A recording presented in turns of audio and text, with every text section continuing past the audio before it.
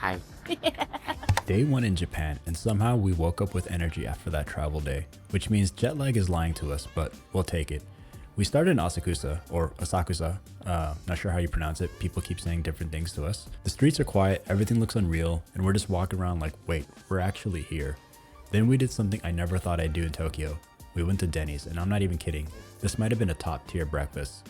Japan really said, even your chain restaurants will be elite. Something important to note is right before this trip, Zane started to actually eat solid, so I was low-key excited to share all my food with him, so here's him eating yogurt with blueberries.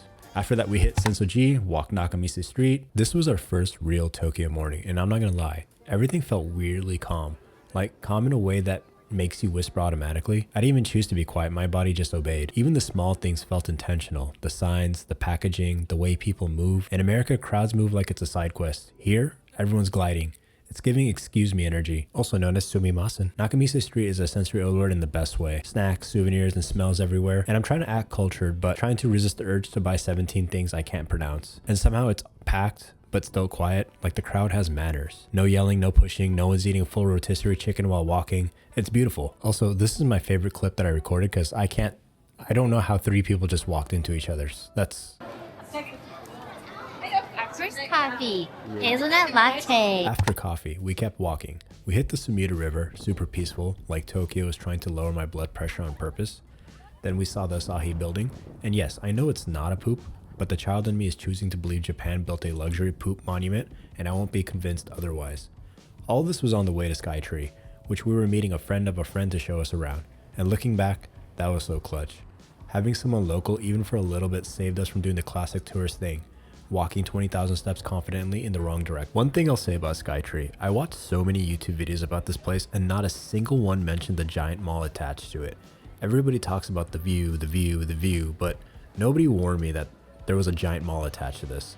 And I was this close to skipping it because Giselle is scared of heights, which is wild because she married me. I'm literally a foot taller than her, but whatever. So when we get there and our friend is like, yeah, their mall is right there. And I'm thinking, what mall? Then we walk in and I'm genuinely shocked. This is my first real Japanese mall and I couldn't process how they fit this many stores in one building. And why are there this many people at all times everywhere? Also, why are there so many floors? This is something I learned later on why Japan does this, and here's a trend I noticed when we started hitting more malls in Japan. It's calm until it's not. Because the second there's a Pokemon store, good luck. The whole section turns into a human traffic jam. Like you'll be walking normal and then suddenly you're shoulder to shoulder with 400 people trying to buy a Pikachu plushie. We got the corn soup. Alright.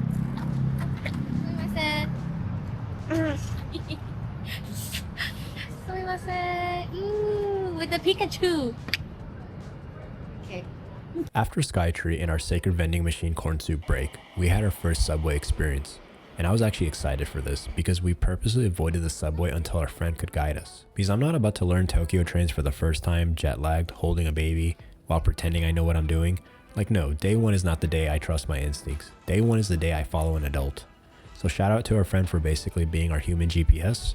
Because if it was just me, we'd probably still be underground right now circling the same station eating corn soup. Anyways, next up we start roaming Akihabara. This was one of the spots I was most excited for because I'm kind of a nerd. Not like I'm a gaming till 3 AM nerd, more like I like looking at old games like some people look at art nerd. Because I'm too old, too busy, and too tired to actually play half this stuff. But seeing it in person, that's enough. Growing up, I used to watch my brother play Final Fantasy VII on the PS1. Core memory, like that was cinema for me. My first Final Fantasy was number 8. And back then, before everything went digital, finding a physical copy of Final Fantasy VII for under $100 was basically a myth, and I always wanted to play it because my brother played it. So in my head, I was like, oh, that game's not for me, that's rich kid content. Because I had brown parents, and allowance was not a concept in our house, and even if I did have money, spending it on a video game, they would have looked at me like I was trying to ask to buy a helicopter. So walking through Akihabara now, seeing all these retro games and electronics, it felt like I was visiting a place that my childhood self would have lost his mind over. Next, we stumbled onto our first gachapon alley, literally right next to Maid Alley, which, just a quick PSA, do not get those confused, different vibes, different consequences. After that, we headed back to the hotel and ended the night at what might be one of the best pizza spots I've ever had, which sounds ridiculous to say in day 1 in Japan, but that's been the theme so far. Even the random food is elite. First full day in Japan and honestly, perfect in every way possible. If you made it to the end of this video, thank you. We're going to keep posting these daily so we can replay them forever. And if you've been to Tokyo, drop one tip we shouldn't miss or ask a question we'll try to answer in the next one.